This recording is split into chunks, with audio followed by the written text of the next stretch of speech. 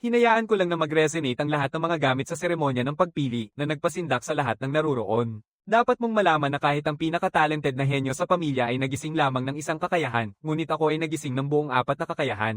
Ito ay isang walang kapantay na henyo sa pamilya, kahit ang ama ay nagsabi ng walang magawa. Mukhang kailangan natin siyang turuan ng lahat ng 4 na kakayahan. Noong nakaraang buhay ko, ako ang pinakamagaling na espada sa Draenic Empire. Sa edad na 18, nakalampas ang aking lakas ng mahika sa 4 na core. Ako ang pinaka-promising na kandidato na umakyat sa antas na 6 na bituin na kawal sa imperyo. Akala ko magdadala ang buhay ko ng malaking pagbabago para sa ikabubuti, ngunit hindi inaasahang nakatagpo ako ng isang 6-star na kabalyero mula sa Imperyong Altayon, Duke Termayon, na kilala bilang Black Wave. Bago ang kanyang napakalakas na lakas, tila napakaliit ko sa harap niya. Sayang, kung handa kang sumuko, may pagkakataon ka pang malampasan ako. Hindi ito posible. Dahil nagsimula na ako sa laban na ito, mamamatay ako dito. Pagkatapos ay sinalakay ako ng duke ng matindi, kasunod ang isang saksak na tumusok diretso sa aking dibdib. Kaya, ako na pinupuri bilang isang henyo sa laban, dito ako bumagsak. Nagbago ang eksena at nang muling buksan ko ang aking mga mata, natagpuan ko ang aking sarili na muling isinilang bilang isang kasapi ng pamilya ng Count sa Imperyong Altayon. Kasalukuyan nilang pinag-uusapan ng aking mga magulang ang aking hinaharap na karera, kung magiging isang spear knight ba o isang assassin. Dahil ako ang kanilang bunso, umaasa silang maipasa ko ang kanilang mga posisyon. Matapos ang isang sandali, sa wakas ay nakauwi na kami, nakatingin sa isang napakagandang pagkakasundo. Ang ganda ng pamilyang ito, marahil magagamit ko ng husto ang aking mga talento. Makalipas ang 2 buwan, masaya akong pinuntahan ni tatay na may dalang sibat. Hindi ko magawang hindi makaramdam ng kawalan ng pag-asa tungkol dito, kahit na karaniwang mukhang walang pakialam si tatay. Siya ang nangungunang kabalyero ng sibat sa imperyo, si Alcon Grace, ang bayani sa laban na kilala bilang Blue Gale. Ang aking ina ang pinakamataas na mamamatay tao sa imperyo, si Lily Grace. Ang kanyang reputasyon ay nakakatakot sa maraming tao. Matapos ang halos 2 buwan ng pagpapakilala sa pamilya, natuklasan ko ang dahilan kung bakit sobrang naiintriga ang mga magulang ko sa aking hinaharap na karera. Dahil parehong pinili ng mga kapatid ko ang mga landas na walang kinalaman sa sining ng sibat at pagpatay. Nagbago ang eksena at nakita ko ang aking kapatid na nagpapakita ng mahika sa akin. Si Arabelle Grace ay ipinanganak na may kapangyarihang mahika, kaya tinahak niya ang landas ng isang mangkukulam mula pagkabata. Ang pinakamataas sa antas para sa mga mangkukulam ay antas 9, at sa edad na 12, naging isang antas 3 mangkukulam na siya. Tunay na isang henyo sa mga henyo. Dane, mag-aral tayo ng mahika sa hinaharap, sabi ng kapatid ko habang tinutokso ang pisngi ko. Sa sandaling iyon, nagbulong si Claire Grace, ang aking ikalawang kapatid, na magaling din ang sining ng pagtawag. Si Claire ay isang mahusay na tagatawag na matagumpay na nakapagsuman sa edad na 7, at ngayon ay kaya ng sabay-sabay na magsuman ng 2 kakilala. Hindi ko inasahan na gustong matutunan ng lahat ang kanilang mga kakayahan. Ang pamilya Count Grace ay tunay na isang mahusay na pamilyang may lupa. Eksaktong ang perpektong pamilya na palagi kong pinapangarap. Napakaswerte ko na ipinanganak dito. May espesyal na tradisyon ng pamilya Grace na tinatawag na seremonya ng paghahawak. Kapag ang isang bata sa pamilya ay nagkaisa na, inilalagay ang iba't ibang bagay sa isang mesa at pinipili ang kinabukasan ng bata batay sa kung ano ang mahawakan nito. Ngayon ang araw ng aking seremonya ng paghahawak. Sige na, Dane, pumili ka ng gusto mo. Pero sobrang naguluhan ako tungkol dito. Tiyak na umaasa si ama na pipiliin ko ang sibat na Dragon Tail. Ang Dragon Tail ay ang misteryosong mahikal na sibat na kasama ni ama sa buong kanyang buhay. Inaasahan ni nanay na pipiliin ko ang maikling espada na Nocturne. Ang Nocturne ay isang maikling espada na gawa sa mineral na entry na maaaring mag-imbak ng lahat ng sangkap sa mundo na kayang mag-imbak ng iba't ibang lason. Kapatid na babae, umaasa siyang pipiliin ko ang bulsa ng kalawakan. Ang bulsa ng kalawakan ay isang bagay na tanging mga mahika lang ang pwedeng gumamit. Pangalawang ate, umaasa siyang pipiliin ko ang simbolo ng tagapagtawag. Ito ang simbolo ng mga tagapagtawag. Tanging sa simbolong ito lang maaaring tumawag ng mga kaibig-ibig na espiritu. Ano ang gagawin? Nananabik ang lahat na piliin ko ang kanilang bagay, kaya agad akong nagpasya. Ibabase ko ang desisyon ko sa reaksyon ng mga tao. Pagkatapos ay dahan-dahan akong gumapang papunta sa 4 na bagay habang tinitingnan nila ako ng mabuti. Sa susunod na sandali, nagsimulang maglabas ng gintong liwanag ang lahat ng 4 na bagay sa harap ko. Ibig sabihin nito ay may talento ako sa lahat ng 4 na landas. Nagulat ang lahat ng naruroon. Lahat ng 4 na bagay ay tumugon. Mukhang isang henyo ang binatang Panginoon na nalalampasan ng lahat ng naunang henerasyon. Kahit ako ay labis na nabigla. Ang aking mga talento sa buhay na ito ay ganap na naiiba sa aking nakaraang buhay. Ate, hindi makapaniwala, anong gagawin natin ngayon kahit siya hindi alam ang gagawin? Dapat ba nating turuan siya ng lahat ng 4 na kakayahan? Nagbago ang eksena at mabilis na lumipas ang 7 taon. Dane, ang galing mo. Mukhang na-master mo na lahat ng teknik na itinuro ko sa iyo nung nakaraan. Agad kong sinabi na lahat ito ay dahil sa matiyagang paggabay ng ama ko. Sa sandaling iyon, nakita ko ang kanyang ina na papalapit sa amin na may itim na sibat. Naisip ko sanang ibigay ito sa iyong birthday banquet pero gusto kong ibigay ito bago ang iyong ina. Kaya dinala ko ito dito. Ito ang sandatang espesyal na inihanda ng craftsman ng kabisera para sa 2 taon. Kunin mo ito, Dane. Maligayang ikapitong kaarawan ng maaga. Agad kong ipinahayag ang pasasalamat kay ama. Pagkatapos ay unti-unting sinabi sa akin ng ama, alam mo ba ang kaibahan ng mga sibat at espada, mas mahaba ang mga sibat, kaya mas madali nitong mapigilan ang paglapit ng kalaban, at mas epektibo ito sa makipot na lugar para sa pag-atake. Pero kung lalampas ito sa pamantayan, mas magiging mahirap gamitin ang sibat kaysa sa espada. Ito ang kahinaan ng sibat. Kailangan mong magkaroon ng sapat na distansya para makapag-atake sa mga kalaban, pero huwag kang mag-alala. Sa huli, bawat sandata ay may kalamangan at kahinaan. Kahit ang mga espada na tinatawag na pinakamalakas sa mga armas ay maaaring hamina sa mga espesyal na sitwasyon. Siyempre, inaalala ko ang mga turo ng ama, kaya pakinggan mong mabuti. Ipapakita ko sa iyo ang isang teknik, sa pamamagitan yun, biglang pinakalma ng ama ang kanyang magic power. Ang magic power na kanyang inilalabas ay kayang magdulot ng napakalakas na puwersa ng pang-aapi sa mga tao. Habang nakatuon ang kanyang isipan sa isang kisap mata, biglang itinulak niya ang kanyang sibat. Parang sumabog ang buong espasyo. Ito ay dahil habang itinutulak niya ang sibat, inilalabas niya ang magic power sa loob ng kanyang katawan, pinagsasama-sama ito at ginagamit ang mga pangunahing teknik. Nabanggit ko na medyo pamilyar ako dito. Sa huli, nabanggit na ito ng mga kapatid ko dati. Habang lumalakas ang core, nakakaya ng tao na magpakita ng kakayahan lampas sa kanilang pisikal na limitasyon. Tama. Mukhang mahusay mong pinag-aralan ang kaalamang ito. Dapat mong malaman na umabot na sa 6 ang magic core ng tatay mo. Nang marinig ito, agad akong nakaramdam ng sobrang gulat. Kung hindi ako namatay sa nakaraang buhay ko, dapat nakarating na rin ako sa antas na ito. Dahan-dahan sinabi ni ama sa akin, subukan mo na rin ngayon. Gamitin mo ang itim mong sibat, kalmayan ang iyong isipan at itoon ang iyong intensyon sa sibat na ito. Agad akong pamwesto sa posisyon ng pagtulak ng sibat. It took me 7 years to learn this technique back then. I wonder how far Dane's talent can take him. Sa sandaling iyon, agad na nagpakita si ama ng labis na naguguluhang ekspresyon dahil tumpak kong naulit ang paraan ni ama. Kahit siya ay nalito. Dane, paano mo nagawa yon? Talagang kahanga-hanga ka. Pinagtuunan ko lang ng konsentrasyon ang aking magic sa dulo ng sibat. Sa sandaling itinutok ko ito, kapag umabot na ang magic sa dulo ng sibat, humihinto ito sa pagdaloy. Ano, nakabuo ka na ba agad ng magic core? Siyempre, kinumpirma ko ito. Nabuo ko ang isang magic core ayon sa mga paraan na nakasaad sa mga libro. Agad na nakaramdam ng sobrang gulat si ama. Tunay na ipinanganak ng aming pamilya ang isang henyo. Tiyak na magiging mahusay kang mandirigma sa hinaharap. Kung walang mali, dapat maging isang magic spear assassin, tagatawag, at mangkukulam ako. Ngayon ang aking ikapitong kaarawan at nagbago ang eksena. Hindi ko inaasahang may darating na duke mula sa Imperyong Altian dito rin. Matagal nang hindi tayo nagkita, Akon. Sa kabilang banda, nasaan ang nagdiriwang ng kaarawan ngayon? Agad akong tinawag ng ama para batiin siya.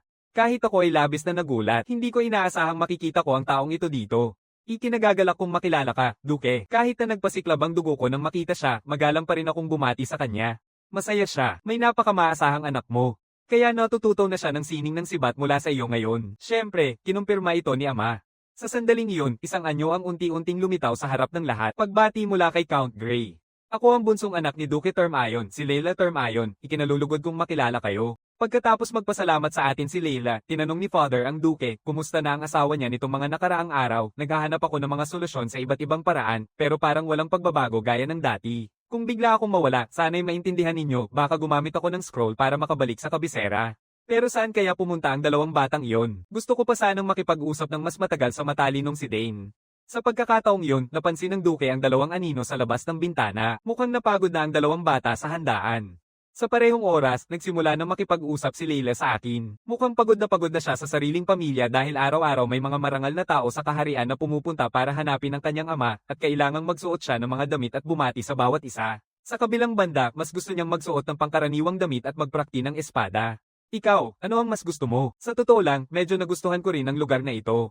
Hindi ito katulad ng kabisera at inaabangan ko ang oras ng pagsasanay sa sibat araw-araw. Kaya nagsasanay ka ng husto para makapasok sa akademya, hindi madaling makapasok sa akademya. Agad akong tumanggi.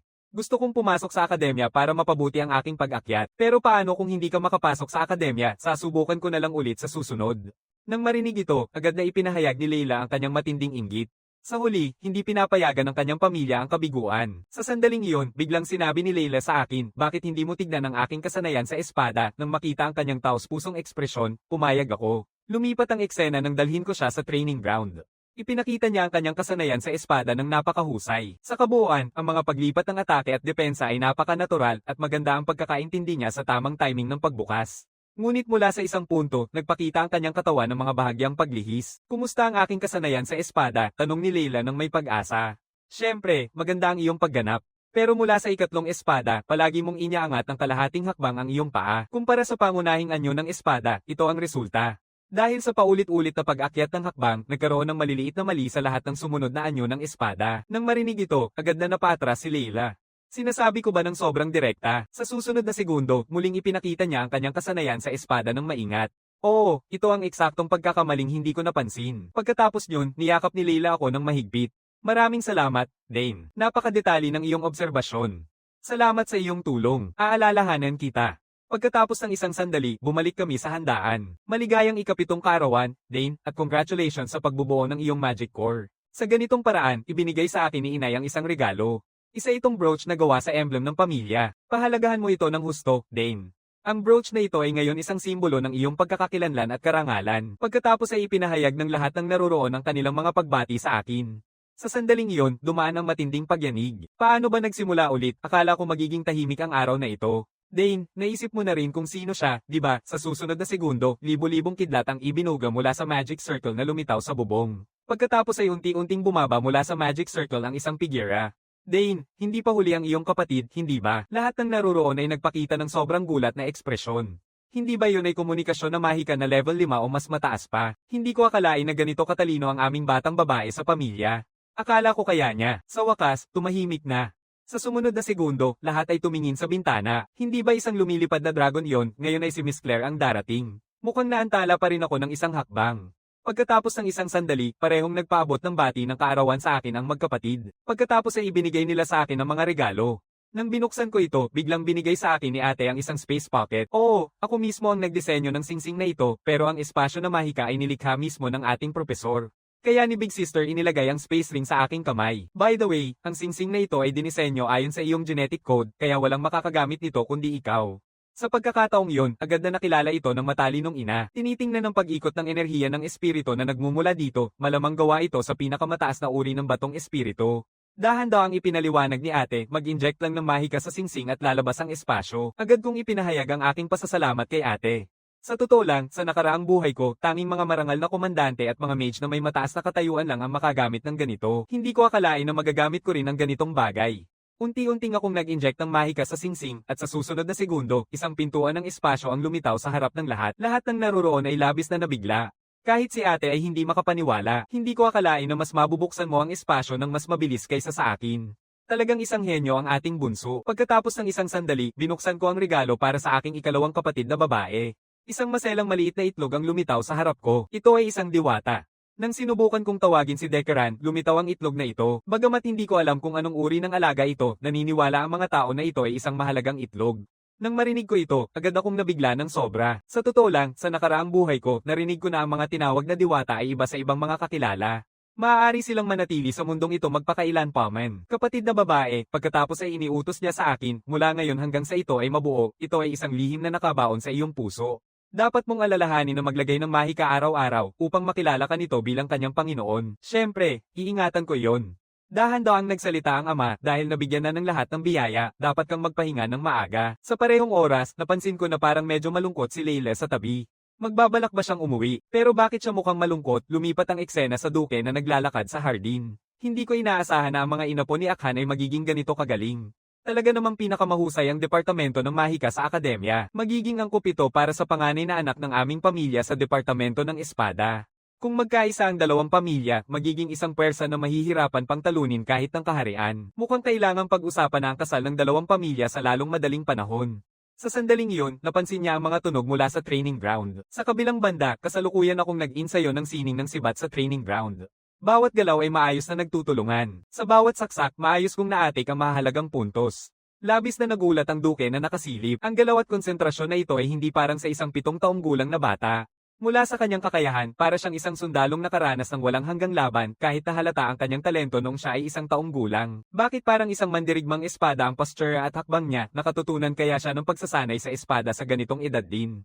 Sa sandaling iyon, dahan-dahan akong nagsalita. Mas marangal na lumabas at manood ng hayagan kaysa magtago at magmasid. Nang marinig ito, wala nang magawa ang duke kundi pumasok ng walang magawa sa silid training. Sorry, Dane. Hindi ko sinasadyang magmasid sa iyong pagsasanay.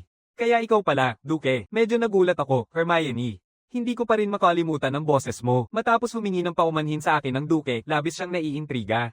Malinaw na nag-ensayo siya kanina pero hindi man lang nanginginig ang kanyang katawan. Posible bang gumawa siya ng magic course sa ganitong edad? Dahan-dahan niyang sinabi, magaling ang iyong gawa sa sibat.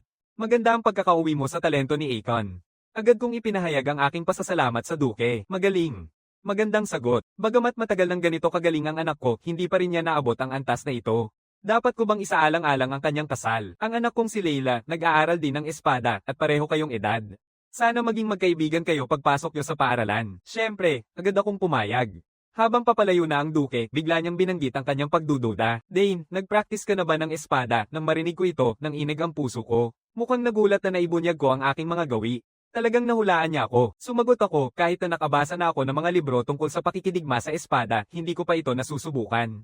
Ang kakaiba, maliwanag na may aura siya ng isang veterano sa pakikidigma sa espada. Pero kung iisipin muli, hindi naman tama yan. Paano nakaranas ng laban ng isang katulad niya na nasa ganitong edad? Pagkatapos ay nagpa siya siyang lumakad palayo, at bago umalis, dahan-dahan niyang sinabi sa akin, Dane, kung kailangan mo ng anumang bagay, hanapin mo ako sa kabisera. Tinatanggap kita ng mainit, lubos kitang interesado. Interesado ka. Naaalala pa rin niya ako, ang matalo ang isang taong minsang nakatalo sa akin, basta na lang ang pag-iisip nito ay nagpapabilis ng tibok ng puso ko. Pasiglahin mo ako. Sa buhay na ito, tiyak na tatalunin kita. Lumipat ang eksena ng paalalahanan ako ni Herman na oras ng umuwi at medyo nagulat ako dahil palaging tahimik lang siya palagi. Marahil mas bagay siyang turuan ako tungkol sa pagpatay. Tinanong ko siya kung kumusta na ang lahat. Sumagot siya, oo, abala silang naghahanda para sa ikalawang handaan ngayong gabi at wala ng lakas. Ibang mga may lupa na ang unti-unting dumating at hindi madali para sa higit sa 30 pamilya ng may lupa na makahanap ng oras na pumunta. Nagtataka ako kung saan napunta ang mga kapatid ko. Sagot ni Herman na nagbukas sila ng isang gate ng space-time pabalik sa akademya dahil may midterm exams ang akademya at wala silang magagawa. Naiintindihan ko, mukhang kailangan kong maglaan ng oras para magbalik ng regalo sa aking mga kapatid. Matapos ang mahabang pagtanggap sa handaan, sa wakas nakahanap ako ng oras na pumunta sa hardin. Sa huli, ang pagpapahinga sa hardin ay isang uri ng ginhawa. Sa sandaling iyon, bigla kong naalala ang sinabi ni ate noon, ang mga bulaklak ang pinakamakapangyarihang bagay sa kalikasan. Dapat ko bang suriin ang lakas ng mahika sa mga bulaklak? Bagamat palagi akong nagsasanay, hindi pa rin ako masyadong umuunlad sa pagtawag at mahika. Ngayon, hindi ko na alam kung saang aspeto ako dapat mag-focus. Mukhang ang pagkakaroon ng sobrang daming talento ay isang problema rin. Sa sandaling iyon, isang daloy ng magic power ang dumaan ng direkta sa aking kamay. Pakiramdam ko'y sobra akong nabigla na ang maliit na bulaklak na ito ay may ganong kalaking lakas ng mahika. Kung ang likas na lakas ng mahika na ito ay magiging akin, maaari itong tuluyang mapanatili sa katawan at makabuo ng isang singsing na mahika. Kailangan kong sabihin, sobrang taas talaga ng affinity ng katawan na ito sa magic power. Sa susunod na sandali, ang magic power na nag-ipon-ipon ay biglang nabasag. Sa parehong oras, dalawang batang marangal ang naligaw sa hardin. Pinipisil nila ang mga bulaklak upang mailabas ang kanilang hindi pagkakasya. Nang mapansin nila ako, akala nila isa akong katulong dito at tinanong nila ako na ipakita ang daan. Agad kong tinanggihan sila, may maayos namang daan, bakit kailangan nilang daanan ang mga bulaklak na ito? Sa susunod na segundo, hinawakan ng isa sa mga marangal ang aking kolyar. Isang simpleng kawal, paano siya makapang iinsulto ng ganito? Kami ay mga anak ng pamilya ng county. Lane. Biglang pumasok sa aking isipan ng isang larawan. Sa aking alaala, minsang inaresto ako ni T. Lane. Siya ay isang masungit at mapag-imbat na marangal. Hindi ko inaasahan ng mga anak niya ito. Agad akong gumamit ng ulo upang saktan siya ng malakas, pinapalayas siya ng ilang metro ang layo. Putang ina, nilalapitan ako nitong tao, kailangan ko siyang patayin. Pero ngumiti lang ako ng kalmado. Subukan mo kung kaya mo. Sa sumunod na segundo, umatake siya laban sa akin pero madali ko itong naiwas. Mula sa mga hakbang niya, naisip ko na nagsasanay siya sa pagtawag o sa mahika. Ang daloy ng lakas ng mahika na nakita ko kanina, kung magagawa kong kontrolin ito ayon sa aking iniisip, dapat ay magagawa kong i-compress ito sa anyo na nais ko. Walang pag-aatubili, agad kong pinagsama-sama ang lakas ng mahika sa palad ko at tinamaan ito, pinapalayas ang marangal na lalaki ng ilang metro ang layo. Hindi na siya makagalaw. Akala ko tapos na, bigla siyang sumabog gamit ang buong lakas ng kanyang mahika. Sa sumunod na segundo, isang malaking kulay abo na lobo ang tinawag mula sa ibang dimensyon. Kaya siyang tagapagtawag. Kendorf, agad na kagatin ang leeg ng lalaking iyon. Pagkatapos ay umatake ang kulay abo na lobo sa akin, pero tinitigan ko lang ito. Agad na naging asul ang pulang kulay abo na lobo. Parehong nagulat sa kanilang nakita sa harap nila. Parang kumikindat ang buntot ng lobo na iyon. Anong nangyayari? Hindi ko rin maintindihan kung ano ang nangyari. Hindi nakapagtataka na malapit sa akin ang mga kakilala ni kapatid na pangalawa. Baka dahil sobra ang aking affinity sa pagsasama-sama, pero maaaring rin dahil sa mababang antas ng pagkakaibigan sa pagitan ng gumagamit at ng pamilyar. Ang kapal, isang kakilala talaga ang magtataksil sa kanyang amo. Kumusta na? Gusto mo bang magpatuloy? Agad na hinayla ng nakababatang kapatid ang nakatatandang kapatid. Kapatid, talo na tayo.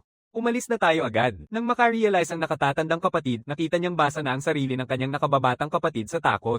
Ang nakakahiya mo at tinatawag mong isang batang marangal. Wala nang ibang magagawa, kinailangan niyang dalhin ang kanyang kapatid at umalis muna ngunit nag-iwan pa rin ng banta. Maghintay ka lang dito, babalik ako agad. Nawalan ako ng salita kung aalis ka. Dalhin mo ang iyong kakilala. Pagkatapos ng isang sandali, ginamit ko ang paraan na itinuro sa akin ng aking kapatid at matagumpay na nakipag-ugnayan kay Kendorf bilang aking kakilala. Marahil dahil sa sobrang lakas ng aking ugnayan, naging napaka-epektibo ang paggamit ko ng sining ng pagtawag sa pagkakataong ito. Sa parehong oras, may boses na umalingaw-ngaw sa aking tainga. Siya ba ang nangbuli sa'yo? Tumingin ako, nakita ko na dinala ng batang marangal na iyon ang kanyang ama dito. Pinagsamantalahan niya ako at si Dynel at kahit na pinutol niya ang koneksyon ko sa aking alagad. Sa sandaling iyon, unti-unting sinabi ni Telaine, kaya ikaw ang nambuli sa mga anak ko at nagnakaw ng kanyang kakilala. Siyempre, pinatunayan ko ito. Mas mataba na siya kaysa dati. Siguradong ang pagkain noong panahon ng kapayapaan ay talagang masarap. Tumuro ako at sumigaw, bakit mag-isa ka dito? Ano ang iyong pagkakakilanlan? Pakiramdam ko ay napakawalang magawa tungkol dito. Ako ang host ng handaan na ito. Ang bunso ni Count Grey ay si Dane Grey. Nang marinig ito, pareho silang biglang nanlumo.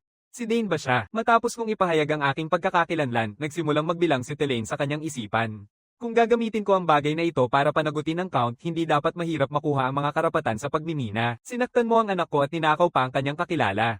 Kahit ano paman, kailangan kong hanapin si Count Grey upang maningil ng pananagutan. Ngayon ipakita mo sa akin ang daan. Siyempre, pero bago niyan, kailangan mo munang mag-sorry sa akin. Bagamat napilitan kong magdulot ng sugat sa iyong anak, ginawa ko iyon upang protektahan ang sarili ko at sumama ang kanyang kakilala ng kusa. Nang marinig ito, agad na nagalit ang binatang Ginoo. Hinding-hindi nagsasabi ng totoo ang lalaking ito. Hindi kailanman magtataksil si Kendorf sa akin, pero sa huli, hindi sang-ayon si Telaine sa kanya. Narinig niya na ang ikalawang anak babae ng Count ay isang henyo na tagatawag. Marahil tinanggal ng lalaking iyon ang kanilang koneksyon. Tumigil ka na sa pagpapaliwanag at dalhin mo na ako agad sa bahay ni Count Grey. Sa sandaling iyon, dalawang anino ang unti-unting lumitaw sa harap ng lahat.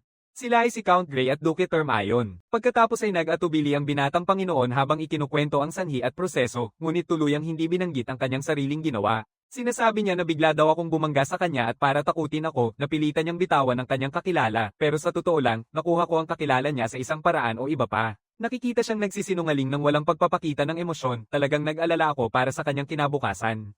Sa sandaling iyon, unti-unting nagsalita si Telaine, ang anak ko ay nais lang siyang takutin, pero ninakaw niya ang kakilala. Hindi ito masyadong sobra, sagot ni ama, hindi ko pwedeng pakinggan lang ang isang panig. Magpapasya ako pagkatapos marinig ang salaysay ni Dane. Kung nag-aalala kang hindi magiging patas ang aking hatol, maaari mo ring hayaan si Duke Termayon ang humusga. Sana'y hindi na lang siya nakialam si Termayon. Mas nakakaabala pa ito. Dane, sabihin mo ang sayo. Bagamat magkapareho ang pangkalahatang sitwasyon, may ilang bahagi na iba sa kanyang sinabi. Pinagpawisan niya ang mga bulaklak sa hardin, kaya pinakiusapan ko siyang lumabas doon, pero sa hindi inaasahang paraan, niyakap niya ang aking kolyar at nagalit sa akin, at narinig ko mismo siyang utusan si Kendorf na kagatin ako hanggang sa mamatay. At saka, hindi ko ninakaw ang kanyang kakilala. Ang kanyang kakilala ang unang nagpakita ng kabutihan sa akin. Nang marinig ito, agad na sinabi ni Telaine, hindi ka pa nga isang tagatawag, paano mo magagawang magpasakop ang isang kakilala sa'yo? Ito ay dahil masyadong mababa ang ugnayan sa pagitan ng alaga at tagapamahala kaya kusang pinili niya ako, ang taong may likas na mataas na pagkakaibigan. Dahan-daang nagsalita ang Duke dahil pareho nilang pinipilit ang kanilang bersyon. Ang pinakamainam na paraan ngayon ay patunayan ang sarili sa pamamagitan ng pagtawag. Sa oras na iyon, hindi makatawag si Diglin kay Kendorf kahit ano pa ang gawin niya. Hindi na maiwasan ito dahil naputol ko na ang kanilang ugnayan. Ngayon, panahon ko nang tumawag pero kailangan ko ang emblem ng lalaking iyon. Naramdaman ni Diglin na walang katwiran ito. Paano magagamit ng iba ang personal na emblem ng isang tagapagsumpa? Ayon sa sinabi mo, kahit inutang mo pa ito sa kanya, hindi pa rin siya makakagawa ng matagumpay na pagtawag. Hindi ba mas pabor sa iyo ang resulta na ito? Nang marinig ito, naintindihan din ni Telaine na may katwiran ng ama, kaya pinakuha niya kay Diglin na ilabas ang simbolo. Sa normal na kalagayan, hindi maaaring gamitin ng iba ang personal na simbolo ng isang tagapagpatawag. Pero ngayon, hawak na ni Kendorf ang aking mahika at ang emblema ay isang paraan lamang ng pagtawag. Kaya, tiyak natutugan si Kendorf sa aking pagtawag. Sa susunod na segundo, tinawag ako ni Kendorf. Lahat ng naruroon ay nagulat, kahit ang Duke ay nahirapang maniwala. Hindi ba nag-aaral ng sibat ang lalaking ito? Anong masasabi mo ngayon? Kahit mapatunayan na totoo ang pamilyar na bagay, nagtatangkang takutin lang ang anak ko, hindi talaga siya sumugod. Sa sandaling iyon, isang boses ang umakit sa atensyon ng lahat, nagsisinungaling ang lalaking iyon. Si Leila ang bagong dating. Sa totoo lang, aksidenteng narinig ko ang kanilang usapan habang naglalakad. Pagkatapos ay sinabi ni Leila sa ama ang lahat. Pagkatapos ng isang sandali, napilitan si Diglin na humingi ng tawad sa akin at tinanggap ko ng walang pag-aatubili. Sa huli, mula sa kasalukuyang pananaw, mas makabubuting magpakita ng pagtanggap upang mas maging kapaki-pakinabang sa akin. Dahil tinanggap na ni Dane ang paghingi ng tawad, tapos na ang usapin na ito. Pero dahil balak mong gamitin ang isang kilala upang saktan ng aking anak, bitbitin mo ang iyong mga tauhan at umalis ka na sa aking teritoryo, kung hindi ay magpapadala ako ng mga sundalo upang paalisin kayo. Sa ganitong paraan, umalis ang ama kasama ako, habang umalis din ang duke kasama si Layla. Mukhang magandang pagtatapos ito, hinog din nila ang kanilang itinanim. Nagbago ang eksena ng tanungin ng duke ng may curiosity, ginamit mo ba talaga ang isang bala na may magic? Syempre, kinumpirma ko ito. Sining ng sibat, sining ng pagtawag, at saka ang mahika. Maliban sa kanya, mayroon bang sino man sa kasaysayan na may ganitong kapangyarihang talento, hindi mo na kailangang mag-alala tungkol sa kinabukasan ng bata ngayon, di ba? Malayo dyan. Kailangan nating maghintay hanggang lumaki ang bata para malaman. Maayos na naresolba ang insidenteng ito dahil kay Miss Layla. Dahil maganda ang impresyon ng parehong mga ama sa mga anak nila, bakit hindi na lang natin pag-usapan ang kasal ng mga bata habang nag-uusap tayo? Nang marinig ito, agad na natakot ang ama at humanap ng dahilan para makalayo mula roon, habang ang duke naman, matapos utusan si Layla at ako na maglakad ng dahan-dahan, ay hinabol siya. Sandaling naglakad kami papunta sa handaan, at labis na curious si Layla, tinatanong kung bakit nagsasagawa ng pagtataksil ang mga hayop na tinatawag na nilalang at sumusuko sa akin. Pero kahit ako, hindi ko alam kung paano ito ipaliwanag. Pero akala ni Layla na ayaw kong ipaliwanag ang dahilan. Hindi maganda ang maging ganito ka-misteryoso. Hindi ako nagtatago sa iyo, at hindi ba tinulungan kita sa pakikidigma noong nakaraang beses? Mukhang ganoon nga, pero nang maisip ko na malaking tulong si Layla sa akin ngayong pagkakataon, nagpa siya akong tulungan siya muli. Sige, sabihin mo sa akin kung paano gamitin ang magic bullets. At sobra akong curious kung bakit mo gustong matutunan ito. Dahil gusto kong mabilis na lumago, nais kong makabuo ng 2 magic core bago pumasok sa akademya. Kaya siguradong magiging masaya si inay. At bigla kong naisip na parang nakahiga lang pala si Ginoong Termian buong oras na ito. Aba, hindi talaga matutulan ng ganitong dahilan. Kaya paano kung magsimula tayo bukas ng gabi? Syempre, sundin natin ang ideya mo. Basta maramdaman mo ang pag-ikot ng lakas ng mahika, hindi gaanong mahirap ang teknik na magic bullets. Nang marinig ito, agad na ipinahayag ni Layla ang kanyang malaking pananabik. Pero ano ang nais mong itanong sa akin? Dane, sandali lang, muling bumalik ako sa handaan. Sa sandaling iyon, masiglang nag-uusap-usap ang lahat. Nalaman nilang pinalayas na ang pamilya ni Count Key. Lane at na ang binatang Panginoon ay isang kahangahangang tagatawag ng mga espiritu. Bigla namang binati ako ni Baron Ophight na nasa malapit. Alam mo ba ang Ophight Ridge sa Silangan? Syempre, narinig ko na sikat ito sa Trout at Sapphires. Tama, ang mga espesyalidad namin doon ay ang pinakamahusay sa buong kontinente. Sobrang talino mo talaga. Pagkatapos ay ipinakilala niya ako sa kanyang anak na babae. Ikinagagalak kong makilala ka. Ako si Sophia Ophight. Tapos tahimik siyang nagtanong sa akin, ikaw ang magmamana ng pamilya Gray sa hinaharap, di ba? Narinig ko na marami kang talento, kaya umaasa ako sa iyo sa hinaharap dahil maaaring maging pamilya tayo. Bigla na lang, biglang lumitaw si Layla sa harap namin. Ngunit bago ako makapagpaliwanag, agad na ipinakilala ni Sophia ang sarili niya. Ako ang panganay na anak ni Baron Ophight, Sophia Ophight. Talaga, ikinagagalak kong makilala ka. Ang pamilyar na mapanganib na aura na ito ay para bang aking 2 nakatatandang kapatid na babae. Pagkatapos ay humanap si Layla ng dahilan para alisin ako mula roon. Nagbago ang eksena at dinala ko si Layla sa isang lihim na lugar na tanging ako lang ang nakakaalam. Dito, hindi ko na kailangang mag-alala sa pakikialam ng iba. Talagang maganda ang lugar na ito. Wala bang nakakaalam nito maliban sa atin? Tama iyon. Ito ang angkop na lugar para sa pagpapalago. Pero sa totoo lang, naramdaman mo na ba ang lakas ng mahika? Nararamdaman ko na ito, pero hindi ko pa naabot ang yugto ng pagbubuo ng magic core. Kaya magsimula tayo sa mga simpleng bagay. Una, kailangan mong maramdaman at tanggapin ang lakas ng mahika sa loob ng iyong katawan. Pumikit ka at isipin mong umiikot ang lakas ng mahika sa loob ng iyong katawan. Pagkatapos ay ginawa ni Layla ang sabi ko, ngunit hindi naging maganda ang resulta. Kaya't pinilit ko siyang mag-concentrate at subukan muli.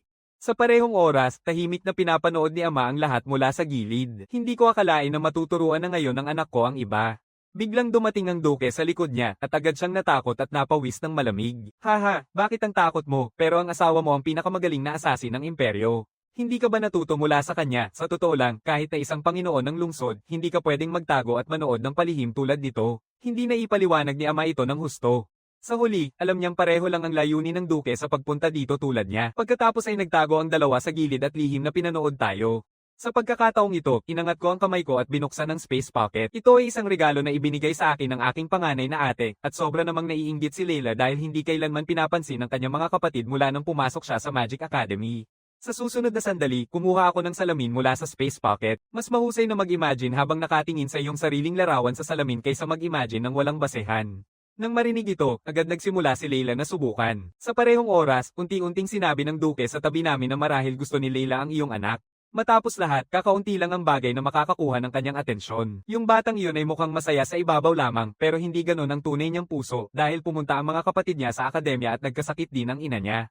Mula noon parang nahihirapan siyang buksan ang puso niya sa iba. Kung ganito nga, bakit ka pa rin niya tinuturing na malamig? Sinasadya ko lang talaga ito. Noong nakaraan, masyado akong naging mapagbigay sa aking mga anak na lalaki, kaya sila ay naging spoiled. Natatakot ako na ganun din ang mangyari sa aking anak na babae. Pero kung tatanungin, balak mo bang payagan ang anak mong pumunta sa kabisera? Kung pupunta siya, paano kung pumunta na lang siya sa tirahan ng duke? Sa sandaling iyon, matagumpay na natapos ni Leila ang kanyang kontrol sa lakas ng mahika.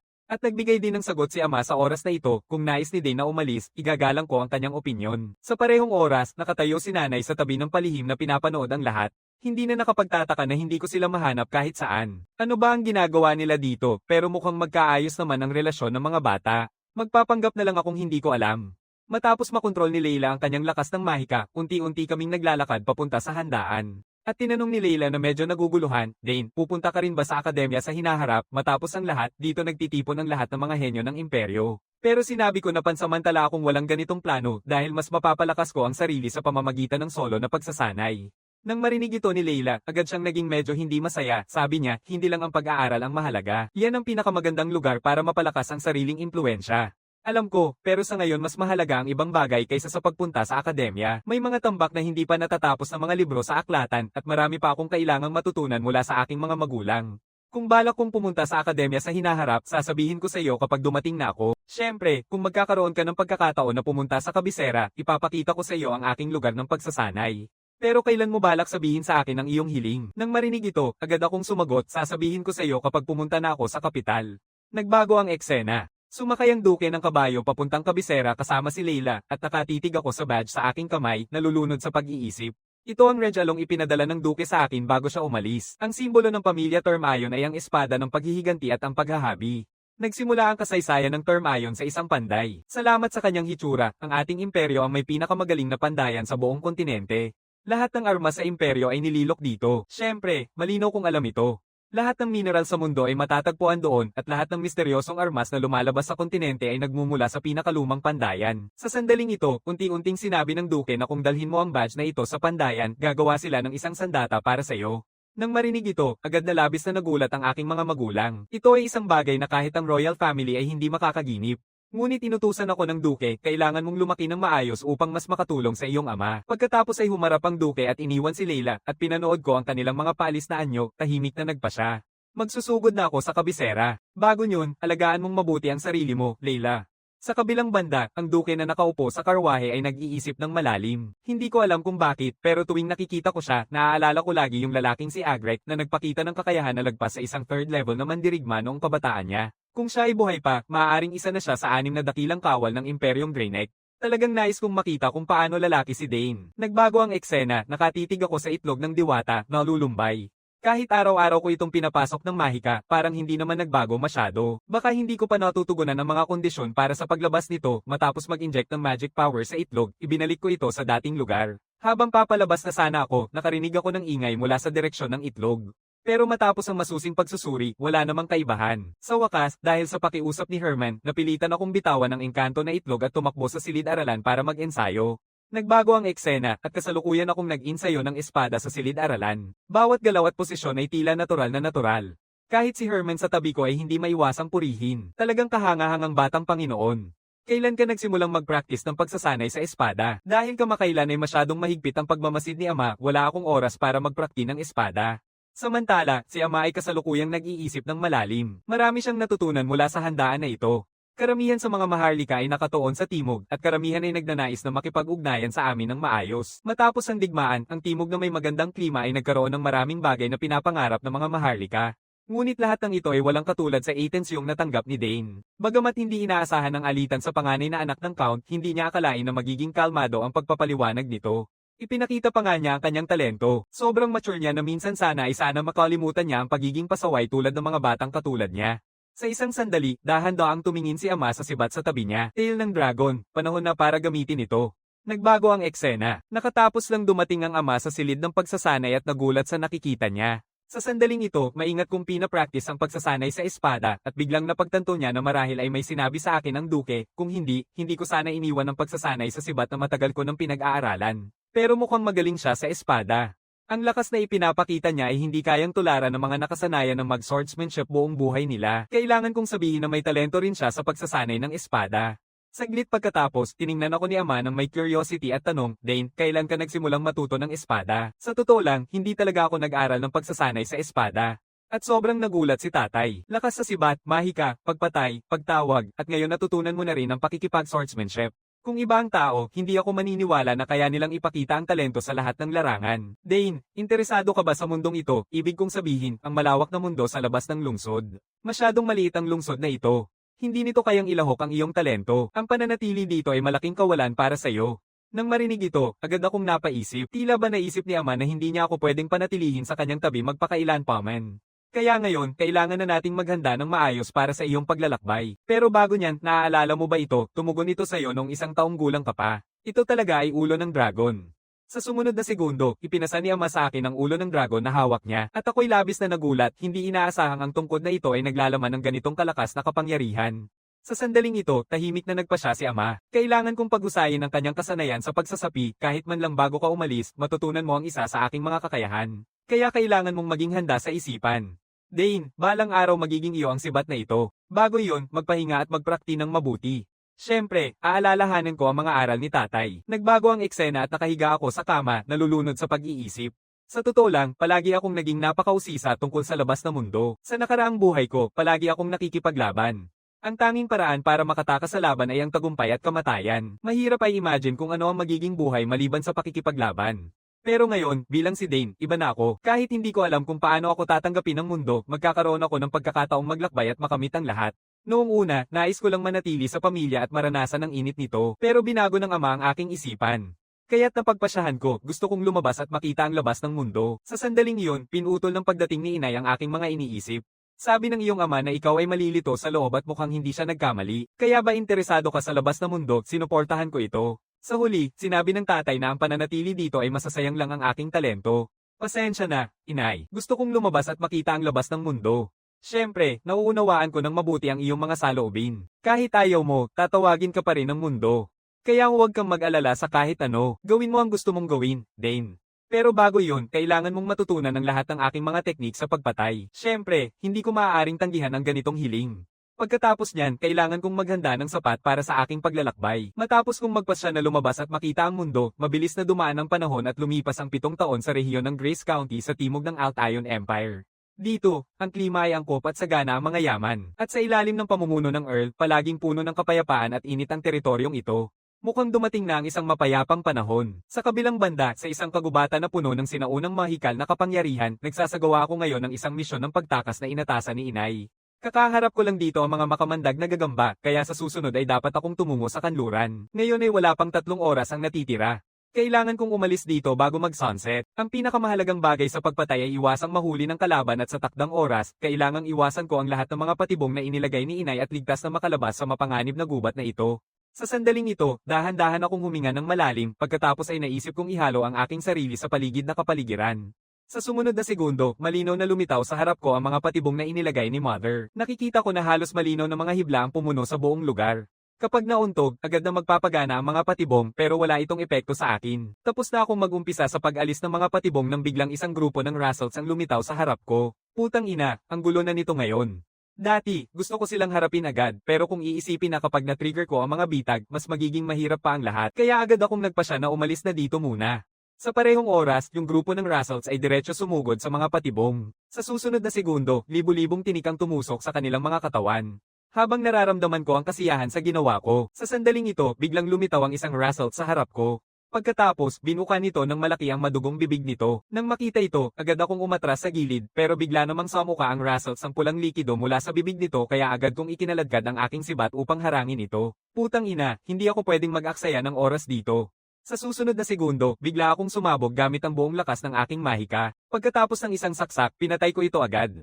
Sa isang saglit, nakatakas na rin ako mula sa kagubatan na ito. Sa oras na sana ay magpapahinga na ako, bigla na lang may isang anino na lumitaw sa harap ko. Lumabas na si Inay ang pumarito.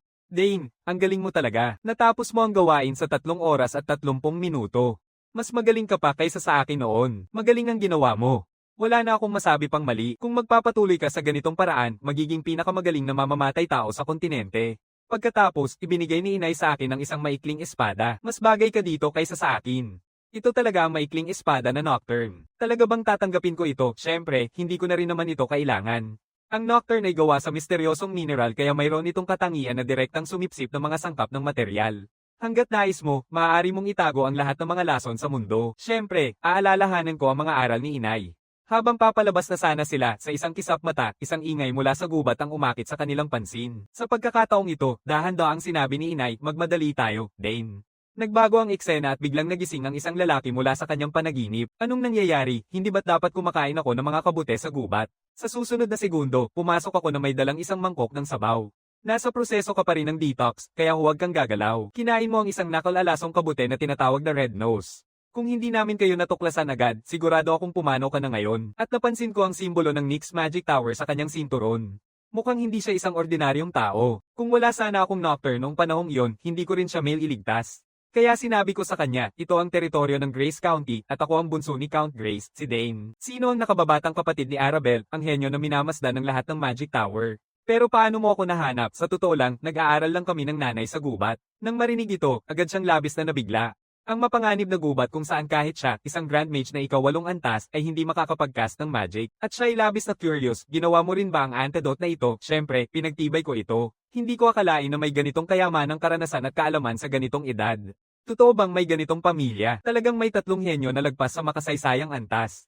Kung sakaling sumiklab ang digmaan ngayon, tiyak na ang Grace ang magiging pinakamalakas na pamilya nobyo sa Imperyong Altayon. Sa sandaling ito, unti-unting nagpakilala siya. Ako ang dating tagapamahala ng NYX Magic Tower, si Sidran Goss. Dahil tinulungan mo ako dati, kahit ano pa ang gusto mo, sabihin mo lang.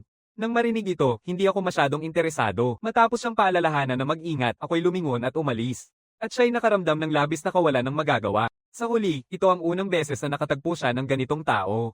Mukhang kailangan kong manatili dito ng ilang araw pa. Kailangan ko pang obserbahan ang kawili-wiling lalaking ito. Nagbago ang eksena at labis na nagulat si Herman. Iyan ay isang Grand Mage na may antas 8. Katumbas ito ng isang malaking tao na may utang na loob sa iyo. Alam mo, ang mga Torre Magia ay parang mga bansa, mga independenteng teritoryo sa kontinente na ito.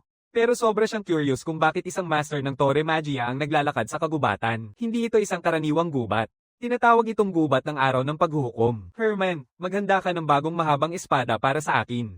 Lahat ng mga espada na ito ay masyadong maikli at magaan. Siyempre, maghahanda ako ng bagong espada para sa iyo bukas. At sa pagkakataong ito, bigla kong naalala ang badge na ibinigay sa akin ng duke nang siya'y umalis. Lumipas na 7 taon mula noong araw na iyon.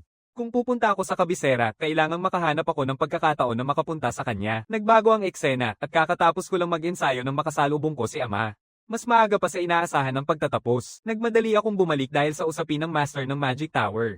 Marahil ay matutulungan niya si Arabelle, pero nararamdaman kong medyo pilit ito. Sa huli, sobrang mainit ng ulo ng kapatid ni Elda. Makalipas ang ilang sandali, umuwi kaming mag-ama. Mula sa mga salita ng ama, aking nalaman. Pinipili ni Elda's sister kung aling Magic Tower ang papasukan pagkatapos ng semestre habang si ikalawang ate ay na-promote bilang assistant ng professor niya. Mukhang nagsusumikap talaga ang lahat.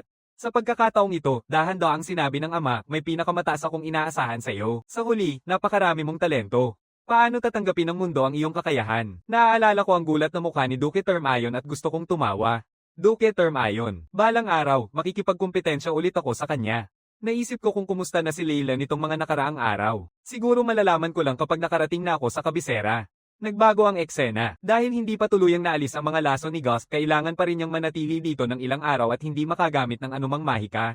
Makalipas ang isang sandali, umupo siya mag-isa sa hardin upang magpahinga. Hindi ko akalain na ang mga bulaklak na ito ay may ganitong kamanghamanghang kapangyarihan. Mukhang gumagaling ka na ng maayos, sabi ko habang dahan-daang lumitaw sa likod niya. Napakaangkop nitong lugar para magpahinga.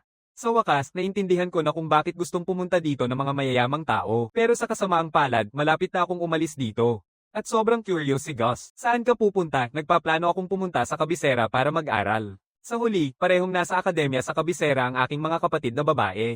Sa pagkakataong ito, ginamit ni Gus ang pandama sa mahika upang obserbahan ako. Sa sumunod na segundo, biglang lumitaw ang napakalakas na kapangyarihan ng mahika sa harap niya. Pagkatapos, ipinakita niya ang isang labis na nagulat na ekspresyon. Ang dami ng magic na ito ay sobrang kamangha-mangha. Kung ang mga henyo sa kanilang mga kaklase ay ilalarawan bilang mga ilog, siya ay isang nagngangalit na ilog. Pero hindi dapat ganito kalakas ang magic power na dumadaloy ng sobrang stable. Sa tingin mo ba ay tama ang pagbibigay ng pagsusuri sa magic power ng iba nang walang pahintulot? Siyempre, humihingi ako ng paumanhin dito. Sa sandaling ito, napakahirap paniwalaan niya. Talaga bang kaya ng isang bata na taglayin ang ganitong antas ng mahika, at labis akong naguluhan. Ano ba ang nakita ng lalaking ito na ganoon siya ka-shock, pero ang hindi niya maintindihan ay bakit hindi nabuo ang mga magic ring sa kabila ng napakakapal na magic power. Sa susunod na segundo, muling lumaki ang mga mata niya. Imposible ito. Sa totoo lang, mayroon siyang dalawang magic core. Pagkatapos ay nagsalita siya ng medyo nanginginig sa ganitong kapal ng lakas ng mahika, talaga bang plano mo lang matutunan ang paggamit ng sibat? Pero hindi ko ba pwedeng matutunan pareho? Nakita ito, agad na ipinaliwanag sa akin ng Tower Master ang ilang kaalaman. Alam mo ba kung bakit maikli ang buhay ng mga magic swordsmen? Ang kanilang lakas ay nagmumula sa pagkakaroon ng sabay na magic cores at magic rings. Pero nagkakaroon ng salungatan ang dalawa kapag may problema, namamatay agad ang mga magic swordsmen. Kahit alam ko na ito, talagang wala bang posibilidad? Siyempre, nasasayang mo ngayon ang isang talento. At labis akong naguguluhan. Hindi ba ako pwedeng gumamit ng mahika ng walang mahikang singsing? Hindi naman ibig sabihin na hindi mo magagamit. Hindi mo magagamit ang mataas na puridad na mahika. Noong una, may mga taong katulad mo ang iniisip pero sa kalaunan, lahat sila nabigo. Sige, susubukan ko.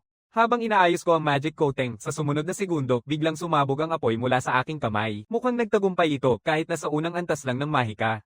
At ang tagapamahala ng tore sa tabi ko ay nagpakita ng labis na gulat. Paano ito posible? Paano ka makagamit ng mahika ng walang mahikal na singsing? Ito ba ang tinatawag na likas na talento? Mukhang kahit walang magic rings, kaya ko pa rin gumamit ng magic. Sa susunod na segundo, biglang yumuko ang tagapamahala ng tore. Natural na pagkakatugma sa mahika, dagdag pa ang napakataas na puridad ng density ng mahika. Ang lalaking ito ay tunay na isang henyo. Pakiusap, maging alagad kita. Sa pagkakataong ito, agad akong tumanggi. Natutunan mo na ba ang ikalawang antas na mahika? Hindi pa rin, hindi ko alam ang kodang para sa ikalawang antas na mahika. Ang galing naman. Basta maging alagad mo ako, maaari ka nang mag-cast ng 8 antas na maharlikang mahika. Pero tinanggihan ko pa rin. Bigla na lang, unti-unting lumitaw si tatay sa harap namin. Hindi ko akalain na malapit ka na pala sa anak ko. Pero ano ang pinag-uusapan nyo kanina? Palagi niyang tinatanong ako na maging kanyang disipulo. Kakakainis sana akong tumanggi sa kanya. Nang marinig ito, agad na sinabi ng master ng tore, Ginoo, ang anak mo ay may talento upang maging isang dakilang mangkukulam. Gumamit pa nga siya ng unang antas na mahika ng walang mahikang singsing. Totoo ba ito, Dane? Tinanong ng ama na may gulat sa mukha. Siyempre, ni-affirm ko ito. At this time, ang Tower Master sa tabi namin ay unti-unting nagsalita, hindi lang ito usapin ng talento. Talagang maaaring maging isang bihirang mago swordsman ang talento ng iyong anak. Nang marinig ito, agad na naging matigas ang mukha ng ama. Putang ina, hindi dapat niyang banggitin ang espada sa harap niya. Kumusta na, at magtiwala ka lang sa akin. Gagawin kong pinakatanyag na mahikang espada sa imperyo. Sa sumunod na segundo, sumigaw ng galit ang ama, dapat maging pinakatanyag na kabalyero ng sibat ang anak ko. Nang marinig ito, biglang na-stun ang master ng tore. Bakit ang mga tao sa pamilyang ito ay medyo kakaiba lahat? Nagbago ang eksena, at nagbabasa ako ng mga aklat tungkol sa mga mangkukulam sa aking silid. Para sa isang mago, mahalaga ang salitang estudyante. Mag-aengganyo ang mga mangkukulam na magmana upang mapanatili ang kanilang linya, isang gawin na ipinasa mula pa noong sinaunang panahon. Ngunit malino kong nakikita na hindi lang basta gustong kumuha ng mga disipulo ang tagapamahala ng tore, kundi naghahanap siya ng tagapagmana mula sa pagtityaga niya sa akin. Marahil talaga namang kahanga-hanga ang aking talento. Matapos marinig ang napakaraming papuri, nararamdaman ko ang isang bagay na umiikot sa loob ng aking katawan. Bigla ko ring naisip na maaaring ito ay isang bagay na maaari kong itanong sa aking ate. Sa huli, binigay sa akin ng ate ko ang isang kristal na bola noong umalis siya. Hanggat gusto kong makita siya, kailangan ko lang mag-inject ng magic power sa kristal na bola. Sa kabilang banda, nakaupo ang ate sa library. Biglang may boses na bumungad sa kanyang tainga, ate, si Dane ito, at labis siyang natuwa. Talaga bang si Dane yun? Kung gayon, nalaman ni ate mula sa usapan namin na nagamit ko ang mahika ng walang magic rings. Kahit na nahirapan din siyang paniwalaan ito, alam ko na mataas ang iyong magic affinity, pero hindi ko akalain na ganito kalakas. Ang tungkulin ng magic rings ay ikutin at linisin ng magic power. Tanging isang dahilan lang ang pwedeng mangyari nito. Malinis na ang iyong lakas magic, pero kailangan pa rin natin itong subukan. Magpapadala ako ng isang batong magic sa iyong kwarto mamaya. Kailangan mo lang mag-inject ng magic power dito. Nagbago ang eksena, at kasalukuyan kong ginagamit ang magic stone para makipag-usap sa ate ko. At sinabi ng ate, kung magagamit mo na ang unang antas ng mahika ngayon, mas lalo kang pagbibigyan ng pansin pagpasok mo sa akademya. Pero huwag kang mag-alala, kung sino man ang magtatangkang manakot sa iyo, hindi ko talaga sila papalampasin. Bigla na lang tinawag ni isang propesor si Arabel, kaya kailangang magmadaling magpaalam ng ate ko. At labis akong nagulat dahil hindi ko akalain na magiging ganito kapurong ang aking magic power. Sa kabilang banda, kasalukuyang nasa alanganin ang Tower Master. Ano ba talaga ang dapat kong gawin para pumayag siya sa akin? Dapat ko bang ibigay sa kanya ang ilang mahalagang bagay o ang mahika na ipinasa sa akin ng mga naunang henerasyon? Hindi, kung matutokso ako, masyado akong masasaktan. Bigla na lang akong dahan-daang lumapit sa kanya. Sa simula, dumating ako para tumanggi sa kanyang hiling. Sa huli, nais kong maging isang mago na tagapagpuslang ng sibat at tagatawag ng mga sumasangguni. At dahil minsan na kitang iniligtas, hindi dapat tumanggi siya na ibahagi ang kaalaman sa mahika. Pero din nagmungkahi siya ng isang kondisyon na hindi ko maaaring tumanggi. Interesado ka ba sa isang liham ng rekomendasyon? Kung gagawin ko ang isang liham na rekomendasyon sa iyong akademya, magkakaroon kaagad ito ng magandang imahe mula sa simula. Nang marinig ito, agad akong pumayag. Pero maaari ba akong humingi pa ng isang bagay sa iyo? Maaari ba akong matuto ng kodang para sa lahat ng ikalawang uring mahika? Siyempre, walang problema ito. Akala niya na sa wakas ay tinanggap niya akong disipulo. Sa susunod na segundo, pinalitan ko ang paksa gamit ang iyong salita, nakahinga ako ng maluwag. Pagkatapos, ayos na ang ating nakaraang utang. Hindi mo ba sinabi nung huli na niligtas kita kaya gusto mong magbayad utang? Nang marinig ito, agad na napaatras ang master ng tore. Sa totoo lang, niloko ako ng isang 14 na taong gulang na bata. Pero kahit ganito, utang ko lang sa'yo ay isang pabor, di ba? Nakagawa ka na ng 2 kondisyon pero hindi ako naniniwala doon. Sa huli, ang pagliligtas sa iyo at ang pag-alis ng iyong lason ay magkaibang bagay. Nang marinig ito, agad na nawala sa salita ang Tower Master. Makalipas ang ilang sandali, napunta kami sa lugar ng pagsasanay. Ang ikalawang utos na magic coding na aking ipapaliwanag ay napakakomplikado. Maraming tao ang hindi man lang makakagawa nito at pipiliing sumuko kaya kailangan mong mag-focus at makinig ng mabuti. Siyempre, wala akong problema kumpara sa unang antas. Ang pangalawang antas ng coding ay nasa ganap na ibang antas dahil kailangan mong kalkulahin ang lakas ng mahika sa iyong katawan, ang mahikang nakalutang sa hangin, at pati na ang iyong pisikal na kalagayan. Kaya karamihan sa mga tao ay pinipiling sumuko. Kumusta ka na? Naiintindihan mo ba ito? Siyempre, pinagtitibay ko ito. Nang marinig ito, agad na labis na nabigla ang Tower Master. Pagkatapos, sabihin mo sa akin ang tungkol sa mga batas ng ayos ng mahika. Ang unang batas ay pakikasama. Maaaring makipamuhay ang lakas magika sa bagay at iba pang lakas magika. Sa pamamagitan ng pakikasama, magagawa ng mga mangkukulam na tawagin ang lahat ng lakas magic na nasa kanilang loob at paligid nila. Ang ikalawa ay pagpapanatili. Kung ang lakas ng mahika ay ganap na sumisipsip sa likas na katangian ng paligid, sa pamamagitan ng pangangalaga, maaaring magamit ang mahika upang maglabas ng iba't ibang uri ng mahika. Hindi masama, napaka-comprehensible ng paliwanag mo. Dahil dyan, hayaan mong ipakita ko ang susunod habang itinaas niya ang kamay at kumaway. Ang susunod na segundo, unang antas ng mahika ang lumitaw sa harap ko. Maaaring ay convert ito gamit ang simpleng mga patakaran, ngunit mula sa ikalawang antas ng mahika, iba na ito, at ito ang pagkakaayos ng coding ng ikalawang antas na mahika. Nang makita ito, agad akong napailing. Mukhang mas mahirap ito kaysa sa teorya. Ito ang coding na bumubuo sa ikalawang uring magic na apoy na pana. Kung gusto mong dumami ang bilang, kailangan mong gamitin ang coding na ito ng maraming beses. Sa oras na akalaing susuko na ako, sa susunod na segundo, sinabi ko, gusto kong subukan. Habang unti-unting pinapalabas ang aking magic power, madali kong naibato ang isang unang antas na spell mula sa nakatakdang mga proporsyon. Napag-alaman na niya ang encoding ng unang antas na magic. Sa parehong sandali, ang unang antas na mahika ay naging ikalawang antas na mahika agad-agad. Sa oras na iyon, ipinakita ng Tower Master ang isang ekspresyon ng labis na pagkabigla. Paano nagagawa nitong maintindihan ng ganito kadali ang encoding ng ikalawang antas na mahika? At unti-unting sinabi ko, kapag pinagmamasdan ko ito, inaalala ko ang mga patakaran at pattern nito, saka ko ito nililikha sa aking isipan. Mas malakas pa pala siya kaysa sa akin noon. Sige, susubukan ko na ang palason ng apoy. Habang nilalakad ko ang nakapaligid na lakas ng mahika, sa sumunod na segundo, 4 na espada ng apoy ang lumitaw na nakalutang sa hangin. Kahanga-hanga, labis na nagulat ang Tower Master. Kung mayroon sana akong kanyang talento, matagal na sana akong naging ikasyam na antas na dakilang mangkukulam, isang mangkukulam na walang singsing na pangmagiya. Ito ay isang nilalang na kayang yumanig sa mundo. Bago siya maging aking disipulo, kailangang itago ko ang kanyang talento. Mukhang kailangan kong pag-isipang mabuti kung paano isusulat ang rekomendasyon na ito. Nagbago ang eksena at ngayon nakahiga ako sa kama, nalulunod sa mga iniisip. Sa nakaraang buhay ko, tanging sa pakikipaglaban lang ako natutong gumamit ng espada para sa ikabubuhay dahil ang pag-aaral ng mahika ay magiging pabigat lamang dahil mas binibigyang pansin nito ang teorya kaysa sa practice. Pero iba na ang buhay ko ngayon. Mula pagkabata, tinuruan ako ng aking ate at kahit sa simpleng paraan ay nakakamit ko na ang malaking pag-unlad. At ngayon, dahil tinuturuan ako ng master ng tore ng magic, maaari ko nang ipakita ng ligtas ang aking talento. Lumilipat ang eksena sa pag-aaral ng paggawa ng potion. Humingi ako ng pahintulot sa ama na lisanin ang teritoryo. Sabi rin ng master ng tore na huwag mag-alala. Nakuha na ng lalaking ito ang 4 na uri ng encoding ng ayos. Nang marinig ito, agad na napalaki ng mata ang ama. Sa pangkalahatan, isang encoding lang babawat buwan at ang impormasyon tungkol sa mga mahikal na potion ay hindi dapat madaling makuha.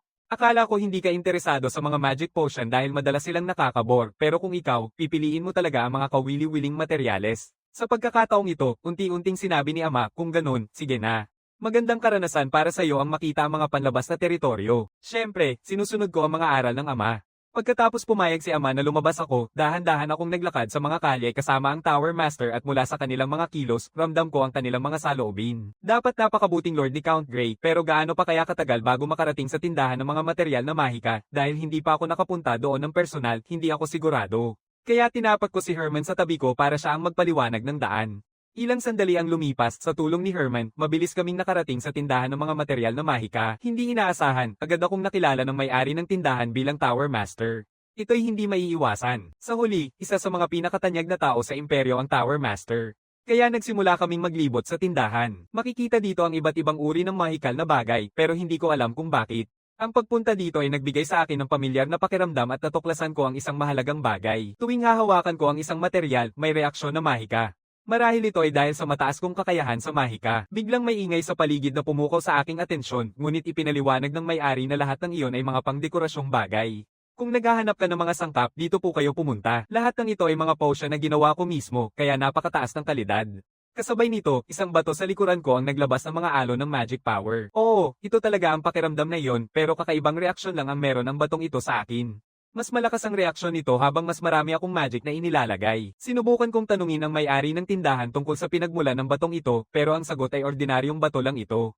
Noong ilang taon na ang nakalipas, isang tindero ang nagbigay sa akin ng malaking bayad sa pakete. Pagbukas ko, ito lang ang bato na nasa loob. Kahit na pinasuri ko ito sa mga mahika, lumabas na isa lamang itong karaniwang bato. Nang marinig ito, agad akong nalito. Malinaw na hindi ito isang karaniwang bato. Pagkatapos, ipinakilala sa akin ng may-ari ng tindahan ng isang scroll ng pangalan. Ilagay mo lang ang pangalan dito at automatiko nitong babasahin at itatago ang impormasyon nito. Sige, ibenta mo sa akin ang scroll ng pangalan at ang batong ito. Nang marinig ito, agad na nakaramdam ng pagkalito ang may-ari ng tindahan. Isa lamang itong walang silbing bato. Kahit ang Tower Master ay nakitang kakaiba ito, ngunit hindi ko na masyadong ipinaliwanag pa ito. Sa paraan pabalik, ipinaliwanag ko sa Tower Master kung bakit ko binili ang batong ito. Hindi ito isang pangkaraniwang dekorasyon. Malinaw na tumutugon ito sa aking mahika, ngunit kailangan kong bumalik sa kastilyo upang kumpirmahin ang mga detalye. Nagbago ang eksena. Bagamat sinuri ito ng mga mahikiro, wala silang natuklasang kakaiba. Pero naniniwala ang Tower Master na kayang suriin ng makinang ito ang lahat. Sa huli, ito ay isang kasangkapan na pinag-ipunan niya ng buong buhay para pag-aralan. Kahit anong bagay, ilagay lang dito at masusuri nito ang lahat ng bahagi. Walang pag-aatubili, agad kong inilagay ang bato sa plataporma. Sa sumunod na segundo, isang pagbaha ng mahika ang biglang kumalat. Oo, ito talaga ang pakiramdam na iyon. Pagkatapos, ang lakas ng mahika ay naging isang uri ng patong. Sa sandaling ito, parehong nanigas ang dalawa sa kanilang lugar. Mukhang hindi ito karaniwang magical coating. Ito ay isang patong na may mga panuntunan at estruktura ng ayos na hindi pa nakikita dati. Madali nitong mapapantayan ang ikapitong antas ng mahika. Mukhang ang mahikang nakatago sa batong ito ay maaari lamang mabuksan gamit ang iyong mahika. At curious na curious ako, bakit tanging ang aking mahika lang ang gumagana? Kahit na hindi ako pamilyar sa sealing magic, bilang dating master ng Magic Tower, kailangan ko pa rin subukan. Kung magtagumpay ka, baka malaman mo kung bakit iba ang aking magic sa iba. Samantala, sa laboratory ni Arabelle, gaya ng inaasahan ko, ito ay malinaw na hindi pangkaraniwang mahika. Ang likas na balot ni Dane ay naglalaman ng espesyal na balot na kahit ako ay wala. Kahit na talagang gustong malaman kung anong larangan ng mahika ang angkop sa kanya, hindi pumapasok ang resulta sa alinman sa mga larangang ito. Maging ito man ay mga sangkap ng mahika, mga pintuang mahika, o inhenyeriya ng mahika, kung hindi ito kabilang dito, ano kaya ito? Bigla niyang naalala na may isang misteryosong larangan ng mahika na nawala ng balot. Marahil angkop si Dane para sa ganitong uri ng mahika. Biglang, isang aklat na nahulog sa tabi ang pumukaw sa kanyang pansin. Aklat ng sinaunang mahika. Ito ang mahika na minana mula sa alamat na kaharian na tinatawag na Arcana, na kilala bilang kaharian ng mahika. Ngunit ito ay isang 2,000 taong gulang na sinaunang mahika. Wala nang gumagamit nito. Akma kaya ang ganitong uri ng mahika kay Dane. Walang pag-aatubili, pinaganya ni ate ang kanyang kapangyarihang mahika at nagsimulang mag-eksperimento. Sa susunod na segundo, nagsimulang lumabas ang ilang impormasyon sa resulta ng pagsusuri, hanggang hindi ito salamangka, ayos lang. Pero sa sumunod na segundo, nanigas si ate sa lugar. Talagang hindi ka panipaniwala ito. Sa parehong oras, sa pamamagitan ng walang tigil na pagsisikap ng Tower Master, sa wakas ay nabasag na ang selyo. Isang pilak na pulse heiress ang lumitaw sa harap nilang dalawa. Nagulat ng bahagya ang Tower Master dahil wala siyang naramdamang anuman mula sa pulse heiress na ito. Pero nang isinat ko ito sa kamay ko, sa sumunod na segundo, nagsimula itong mag-react. Pagkatapos, lumitaw ang teksto. Ngunit kahit ang Tower Master ay hindi makapag-unawa sa kahulugan nito dahil ito ay mga sinaunang runes na walang makabasa sa buong mundo. Oo, ito ang eksaktong script na ginamit ng sinaunang kaharian ng mahika na Arcana. Bigla kong naalala na tila nabanggit ni ate na tungkol sa bansang ito sa akin. Noong panahong iyon, ang buhay ng mga tao ay malapit na konektado sa mahika. Ngunit isang araw, biglang nawala ang bansang ito, iniwan ang ilang mga relic at mga kwento na naipasa, kasama na ang mahikal na kodigo na ito. Kahit ang Tower Master ay hindi inaasahan na ang aking kakayahan sa mahika ay konektado sa sinaunang mahika. Mukhang ito ang dahilan kung bakit nakakalakad ako ng malaya sa Doomsday Forest. Siyempre, dahil ang pinagmulan ng kagubatan na iyon ay tiyak na arcana. Sa anumang kaso, huwag ipaalam na nalaman ito. Sa iba pang mga bagay, susubukan natin silang tuklasin ng dahan-dahan mamaya. Biglang may isang agarang alarma na tumunog. Inisip ng Tower Master na isang pag-atake ng halimaw at naghahanda na sa isang malaking laban. Pero agad kong sinabi, maaaring ito si ate na nagkakontak sa akin. Pagkatapos ay kumonekta ako sa komunikasyon ni ate. Sa sandaling iyon, nag-alala si ate at sinabi, nang sinusuri ko ang iyong magic coding, may nadiskubre akong isang bagay. Huwag mong sabihin sa akin na natuklasan mo rin na ang aking mahika ay sinaunang mahika, labis na nagulat si ate nang marinig ito. Paano mo nalaman? Ilang sandali pagkatapos, sinabi ko kay ate ang buong kwento mula simula hanggang katapusan. Lubhang nagulat ang Tower Master. Hindi niya inaasahang masusuri niya ang kanyang magic coding gamit lamang ang lakas ng magic. Mukhang mas higit pa ang talento niya kaysa sa akin. Bigla, binalaan ni ate na huwag ipalabas ang usaping ito. Kung hindi, maapektuhan ng buong pamilya. Pero panatilihin mong lihim ang usapang ito. Sabi ng ate, hindi siya pumayag. Agad niyang babawiin ang lahat ng impormasyon pagkatapos ng tawag. Sabi niya na babalik siya sa Magic Tower para imbestigahan ang bagay na ito. Sa pagkakataong ito, tumanggi ng matatag si ate sa imbitasyon ng Tower Master dahil hindi interesadong pumasok sa Nixon Magic Tower. Pagkatapos ay pinutol niya ang komunikasyon. Ilang sandali lang, sinabi ko sa mga magulang ko ang tungkol dito at agad na sinabi ng ama kung sino man ang mananakit kay Dane, gagawin ko silang magbayad ng mabigat. Siyempre, walang mas ligtas kaysa sa proteksyon nilang dalawa. Sabi ni Dane, sobrang curious si tatay. Hindi ba ibig sabihin niyan ay may lahing maharlikang mahika na dumadaloy sa atin, magandang hinuha iyon. Babalik ako sa pamilya para alamin ang kalagayan. Kung parehong suriin ng malalim ang pamilya, sino ang nakakaalam kung anong mga nakakagulat na tuklas ang maaaring lumabas? Sa ngayon, unti-unting nagsalita si ama sa anumang kaso, Dane, naabot mo na ang iyong mga hangganan sa maraming aspeto. Kung magpapatuloy kang manatili dito, maaaring makaapekto ito sa iyong paglaki. Dapat mong isaalang-alang ang pagpunta sa kabisera. Ngayon, nakarating ka na sa edad ng paaralan. 2. Ang pagpapatuloy na manatili dito ay walang ituturo sa iyo. Maging si inay ay nagsabi sa akin ng may malalim na kahulugan, Dane, pwede kang umalis kahit kailan mo gusto. Siyempre, naiintindihan ko ang sinasabi mo. Handa na akong pumasok sa akademya. Lumipat ang eksena.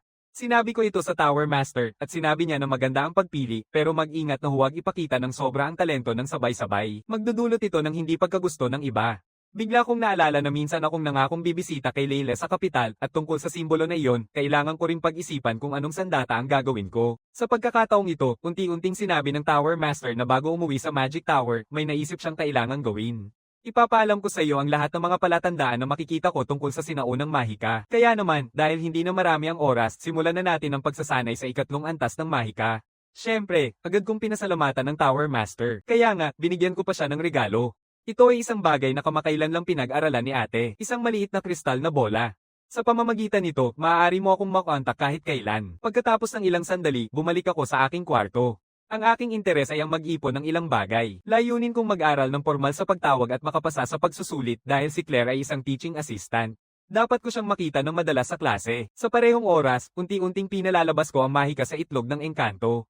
Sa loob ng 7 taon, walang pagbabago ang itlog na ito, ngunit naniniwala ako na balang araw ay tutugan ito sa akin. Pagkatapos ay nakipag-ugnayan ako kay ate at nalaman mula sa kanya na ang pagpasok sa akademya ay nangangailangan ng 2 entrance exam.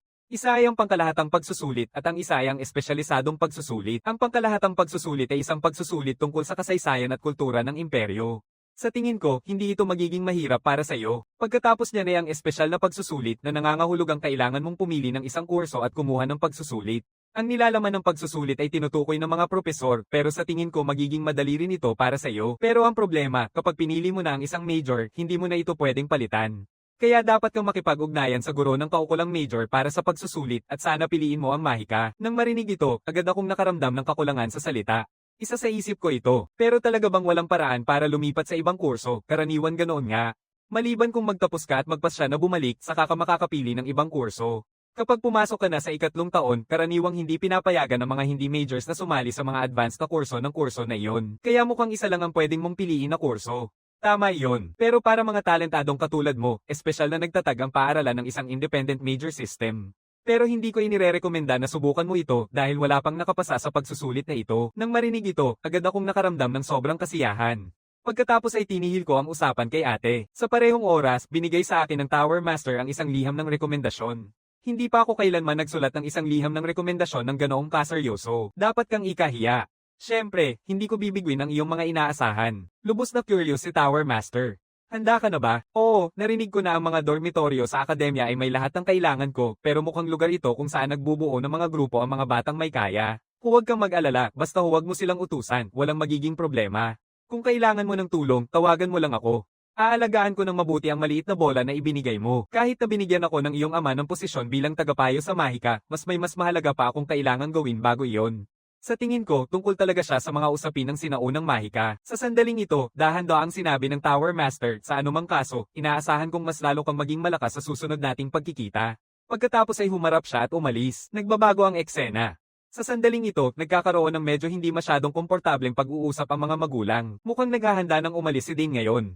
Samantalang abala ang mga anak ng ibang pamilya sa kompetisyon para sa karapatan sa mana, tanging ang mga anak natin ang nagkakasundo ng maayos. Balang araw, kailangan din nating gumawa ng pagpili, pero sa palagay ko ay okay lang kahit alin sa kanila. Sa parehong oras, unti-unting nagpakita ako sa harap ng aking mga magulang. Dane, handa ka na bang umalis? Dalhin mo ba ang maikling espada na Nocturne at ang simbolo? Siyempre, kinumpirma ko ito. Sa sandaling ito, dahan-daang sinabi ni inay, para lang sigurado, kunin mo ang simbolo na ibinigay ko sa iyo at dalhin ito sa itinalagang lugar. Tutulungan ka ng mga dating kasamahan ko. Inutusan ako ni ama, Dane, kapag nakarating ka na sa Kapitolyo, hanapin mo muna ang duke. Tutulungan ka niyang pumasok sa akademya. Halika na, palakasin natin ang loob mo habang paalis ka. Sige, aalis na ako ngayon. Saglit lang, banilinan ni ama ang kanyang tauhan sa likuran niya. Sinundan ni Gerard siya ng maingat hanggat maaari at maingat na inihatid siya sa teleportation gate.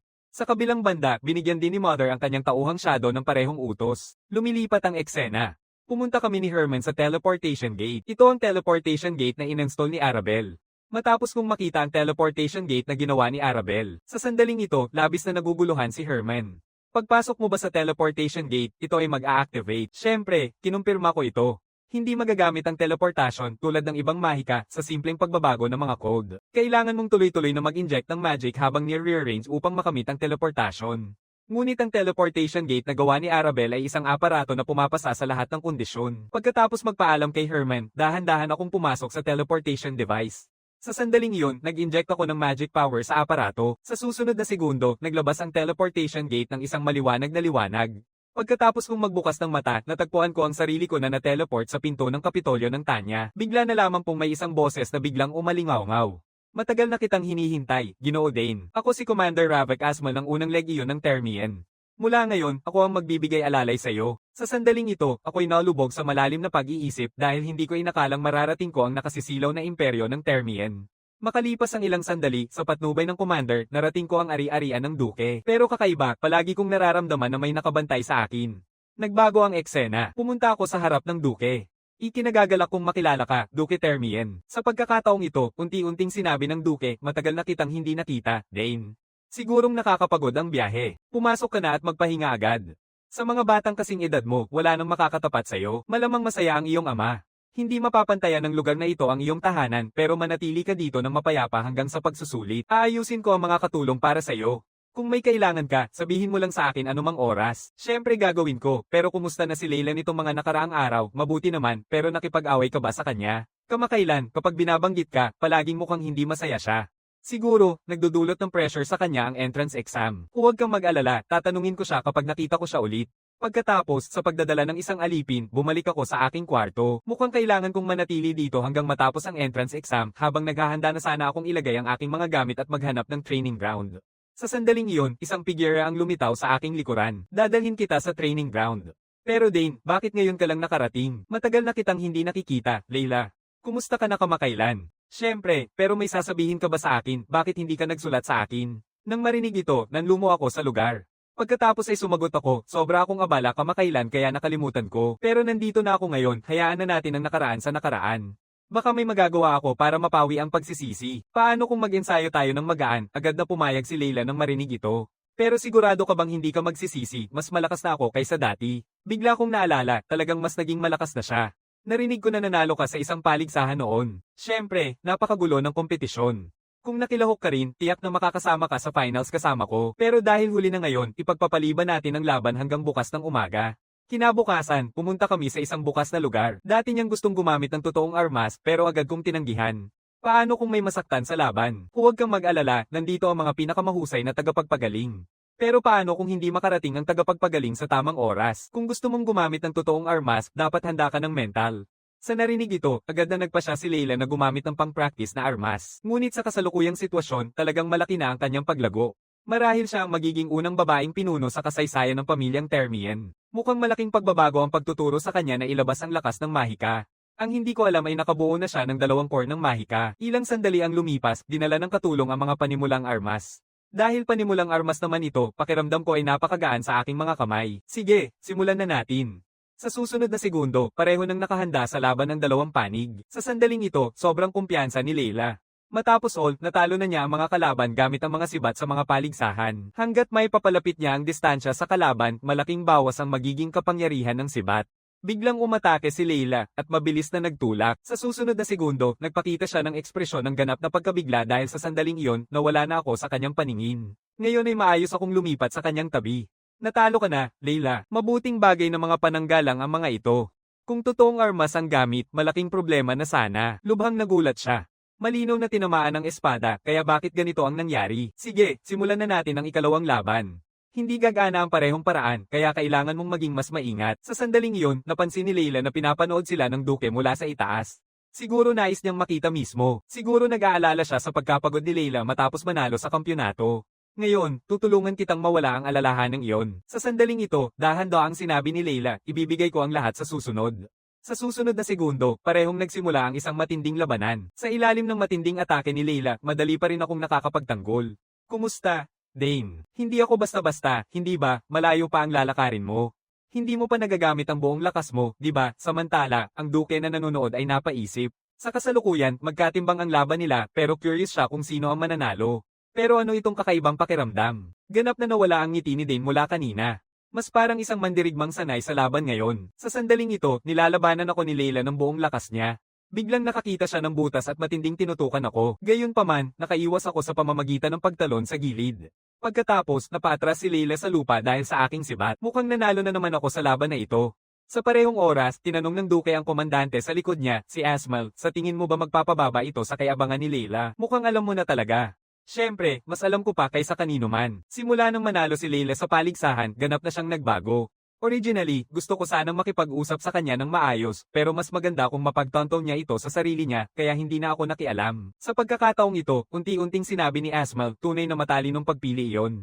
Muling tinanong siya ng duke, ilan sa tingin mo ang bilang ng magic course ng batang iyon? Mukhang may 3 magic course siya, pero iba ang pananaw ng duke. Sa palagay ko, 3 lang ang kaya niyang magkaroon. Nalilito si Asmal. Bakit sa tingin mo ganoon? Magmasid ng mabuti. Ang kanyang teknik sa sibat ay lagpas sa kakayahan ni Leila sa espada. Mayroon din siyang mabilis na galaw ng paa at mga ito ay mga tactical na galaw, mga bagay na hindi pa naranasan ni Leila. Labis siyang nagulat. Paano mo na-block lahat ng galaw ko kasi sobrang halata ng mga galaw mo? Sa sandaling ito, nagduda ang duke. Sa tingin mo ba napakahusay ng kanyang mga galaw? Parang isang mandirigmang bihasa sa laban. Ang panahon na lumaki si Leila ay eksaktong pagkatapos naming bumalik mula sa aming inspection sa Timog, matapos makipagkita kay Dane. Sa tingin ko, ganoon din ngayon. Sa oras na ito, unti-unting nagsalita si Asmal sa kanyang tabi, kahit nanalo si Miss Leila sa paligsahan, hindi siya kailanman makakatapat ni Dane. Mukhang pinasasa niya si Dane sa mahigpit na pagsasanay, pero hindi sang-ayon ang duke. Bagamat siya ay mahigpit, hindi niya kailanman pinapahirapan ang magturo sa iba, at hindi rin kailangan ni Dane ng matinding pagsasanay. May talento siya na lampas sa karaniwang tao. Si Dane ay isang henyo. Ang dahilan kung bakit hindi siya sumali sa paligsahan ay marahil dahil hindi siya interesado dito. Nang marinig ito, labis na nagulat si Asmal. Ang ganitong uri ng paligsahan ng pangarap ng hindi mabilang na kabataan at hindi siya interesado. Muling nagsalita ang duke. Sa kasalukuyan, walang sino man sa kanyang mga kapantay ang kayang makipagkumpetensya sa kanya. Sa parehong oras, nakaluhod na si Leila sa lupa, humihingal. Leila, sana'y mapagtanto mo sa laban na ito ang iyong mga kakulangan. Kung magbabago ka sa iyong mapagmataas na ugali at mas magiging bihasa sa pagsasanay sa espada, naniniwala ako na malalampasan mo ang iyong mga kapatid. Sa oras na ito, pumasok sa isipan si Leila. Hindi talaga ako karapat-dapat sa kanya. Hindi ko akalain na ganito kalaki ang agwat namin. Sa sandaling ito, dahan-dahan kong sinabi, mukhang pagod ka na, kaya tumigil na tayo dito. Oo, talo talaga ako. Dapat nang masaya na ang duke ngayon. Napakausisa ni Leila. Paano ka ba talaga nagsanay? Sagot ko. Seryosong pagtatrabaho. Tumigil ka na sa pagbibiro. Lahat ay nagsasanay ng husto. Kailangan mo lang magtrabaho ng kaunti pa. Sa sandaling ito, medyo ayaw na ayaw ni Leila ang sigaw. Hindi ako magpapatalo sa susunod. Maganda. Inaasahan ko ang araw na yon. Para kay Leila, ako lang ang anak na hinahangaan niya at ang nilalang na nais niyang lampasan. Nais niyang patunayan na hindi siya isang batang naghihintay ng gabay. Ngunit sa isang paraan, tila mas lumalawak ang agwat sa pagitan nila. Nagbago ang eksena. Mabilis na dumating ang araw ng pagsusulit sa entrance exam. Mahigit 6,000 estudyante ang nag-apply para sa pagsusulit ngayong taon. Gayunpaman, halos 2/3 sa mga estudyante ang hindi nakapasa sa unang pagsusulit. Ngayon, tapos na ang unang paunang round. Natitirang 2,000 aplikante para sa ikalawang pagsusulit. Samantala, ilang mga instruktor ay nag-uusap. Lahat sila ay nais malaman kung sino sa mga kandidato ang makakapasa sa pagsusulit ngayong pagkakataon dahil nakita na nila ang ilang kahangahangang talento. Sa oras na ito, sinabi ni Dekano ng Akademya ng Mahika na si Profesor Den Avo, ang unang pwesto sa Akademya ng Espada ay dapat mapunta sa dalagang mula sa pamilya Termian dahil siya ang nanalo sa paligsahan. Mukhang maaari nating mahulaan na ang top student ngayong taon ay mula sa Departamento ng Espada. Tinatawag ng nagsasalita si Direktor ng Akademya na si Delphine. Sa oras na ito, sinabi ni Profesor Eslen, Direktor ng Akademya ng Espada, ito ay isang tiyak na resulta. Sa huli, walang kalaban na kompetisyon. Ngunit sa panahong ito, may ibang pananaw si Den Avo. Isang liham ng rekomendasyon ito at may selyo pa ng Nixon Magic Tower. Ibig mong sabihin na inirekomenda ng Tower Master ang isang tao, yung kilala sa hindi pagtanggap ng mga disipulo, nagpadala pa ng liham ng rekomendasyon. Sabi niya, Dane Grace, anak siya ni Count Grace. Muling pamilya ng Grace ito. Ang Departamento ng Mahika at Departamento ng Pagtawag ay mayroon ng dalawang henyo. At ngayon, ang bunso ay may rekomendasyon mula sa Tower Master ng Mahika, mga anak mula sa dalawang pinakamalalaking pamilya sa imperyo na pumasok sa paaralan. Tiyak na magdudulot ito ng malaking gulo. Nalito si Esland. Kilala si Grace sa kanyang kasanayan sa sibat pero ayon sa liham ng Tower Master, napakagaling ng lakas ng mahika ng lalaking ito. Kung sasali siya sa aming departamento, siguradong malaking tulong siya kasama si Arabel. At noong oras na yon, inilabas na ang mga resulta ng unang pagsusulit. Departamento ng Espada nakapasa ng 1367. Departamento ng Mahika nakapasa ng 227. Ang Departamento ng Pagtawag ay nakapasa ng 152. Totoo, nasa unang pwesto ang pangalan ni Termien. Ngunit nagmukhang naguguluhan ng husto ang Dean dahil hindi niya makita ang pangalan ni Dean sa anumang departamento. Sa parehong oras, dahan-dahang sinabi ng isang guro sa kanyang tabi, may isang estudyanteng nag-apply para sa isang independent na kurso. Nang marinig ito, labis na nagulat ang lahat ng naroroon. At dahil si Dane ang nakakuha ng pinakamataas na marka sa lahat ng 6,000 aplikante sa pagsusulit na ito, siya talaga ang nanguna. Samantala, tinitigan ko ang sibat sa aking kamay, nakalutang sa pag-iisip. Hindi ko inaasahan na magiging mabilis ang paglipas ng higit isang buwan. Malapit nang lumabas ang resulta ng unang pagsusulit. Bigla, unti-unting nagtanong si Leila, malamang lumabas na ang mga marka mo. Anong pwesto ka? Siyempre, una. Kagaya ng inaasahan, ikaw nga. Ang lalaking ito ay talagang napakasama. Hindi ako nakakuha ng unang pwesto. Paano ka ba talaga nag-aaral? Pinagtuunan ko ng pansin ang mga tanong sa nakaraang pagsusulit na ipinadala sa akin ng ate. Dahil mga tanong ito tungkol sa tunay na laban, nasa aking elemento ako sa pagsagot sa mga ito. Nalito si Leila. Maliban sa mga tanong tungkol sa labanan, maraming iba pang aspeto. Paano mo nasagot ng tama yon? Pero tungkol sa usapan, ano ang pinili mo sa ikalawang pagsusulit? Pinili ko ang ikatlong opsyon kaya pala ito ay aplikasyon para sa isang independent major. Sabihin mo ng tapat, bukod sa teknik ng sibat at pagtawag, ano pa ang alam mo, sasabihin ko na lang sa iyo mamaya. Pagkatapos malaman ni Leila na pinili kong mag-apply para sa isang independent major, labis siyang naguluhan. Talagang napakababa ng pass rate para sa mga independent major. Pero narinig ko na kung pipili ka ng independent major, hindi ka kailangang limitahan sa pag-aaral ng isang aspeto lang. Pwede akong mag-aral kasama ang mga propesor mula sa lahat ng majors. Gusto mo bang sumama sa akin sa akademya? Syempre hindi. Sige, sabihin mo sa akin kung ano pa ang alam mo bukod sa kasanayan sa sibat at pagtawag. Nang marinig ko ito, agad akong napaisip, dapat ko bang sabihin o hindi, nagbago ang eksena upang ipakita ang tatlong propesor na pinag-uusapan ng pagsusulit habang kailangang pumasa sa lahat ng tatlong espesyalisasyon upang makapasa. Pinili ko ang sibat, pagtawag, at mahika. Bagamat may ilan na nakapasa sa dalawang pagsusulit sa independyenteng espesyalisasyon, karamihan ay hindi makapasa kahit sa unang pagsusulit. Bagamat mayroong opsyon para sa independent specialization sa loob ng mahigit 200 taon, ni isa ay hindi pa nakapasa sa buong pagsusulit. Sa totoo lang, noong unang siglo, hindi gaano kahirap ang pagsusulit dahil kailangan ng akademya ang talento, hindi sila sumusuko sa kahit anong kakayahan. Pero ngayon, iba na. Ang mga pangangailangan ng akademya para sa talento ay lalong naging mataas at mas gusto ng mga aplikante na itoon ang kanilang lakas sa isang natatanging talento. Kaya bakit pa nandito ang departamento na ito kung ni isa ay hindi pa nakapasa sa pagsusulit dahil ito ay isang simbolo ng akademya, isang simbolo na tanging ang pinakamagaling na talento ng imperyo ang makakapasok. Ang punong abala ng Akademya ng Mahika ay tiningnan ng mga kaugnay na tala at natuklasan na hanggang ngayon ay dalawa lang ang nakapasa sa pagsusulit. Isa ay automatikong bumaba sa eksaminasyon at ang isa ay ang dating emperador. Ibig sabihin nito, kung hindi ka tunay na henyo, imposibleng makakuha ng passing grade. Ang bunso ni Hero Gray, dahil hindi siya galing sa isang karaniwang pamilya, may mga inaasahan tayo. Siguro mayabang lang talaga siya. Sa pagkakataong ito, dahan-daang nagsalita ang dekano ng Akademya ng Mahika para sa karangalan ng Akademya, hindi natin siya pwedeng padaliin. Tingnan natin kung ano ang magagawa ng batang ito na nagnanais huminin ng simbolo. Nagbago ang eksena nang dumating ako sa harap ng tatlong propesor. Kumusta? Nag-i-apply ako para sa Independent Specialization ng Imperial Academy. Alam mo ba kung ano ang ibig sabihin nito? Siyempre, ayon sa pagkakaalam ko, kailangan kong makamit ang mga passing scores sa tatlong espesyalidad.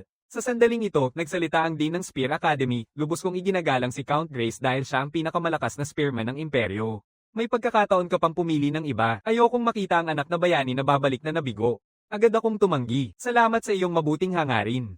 Ngunit mula nang dumating ako dito, ibibigay ko ang lahat. Nang makita ito, agad na inihayag ng direktor ng Akademya ng Mahika ang pagsisimula ng pagsusulit. Binubuo ito ng tatlong iba't ibang uri ng pagsusulit ayon sa piniling espesyalisasyon. Kung mabibigo ka sa kahit alin sa mga ito, ituturing itong kabuuang kabiguan. Siyempre, alam na alam ko ang lahat ng ito. Pagkatapos, simulan natin sa pagsusuri ng pagtawag muna. Ilang sandali ang lumipas, humarap sa akin si Direktor Delphine ng Akademya ng Pagtawag. Sabi niya na siya ang pinakamataas sa lahat ng mga tagatawag sa buong imperyo na may record sa sabay-sabay na pagtawag ng tatlong ikalawang antas na nilikhang hayop. Sa pagkakataong ito, unti-unting sinabi ni Delphine na napakasimple ng pagsusuri sa departamento ng pagtawag.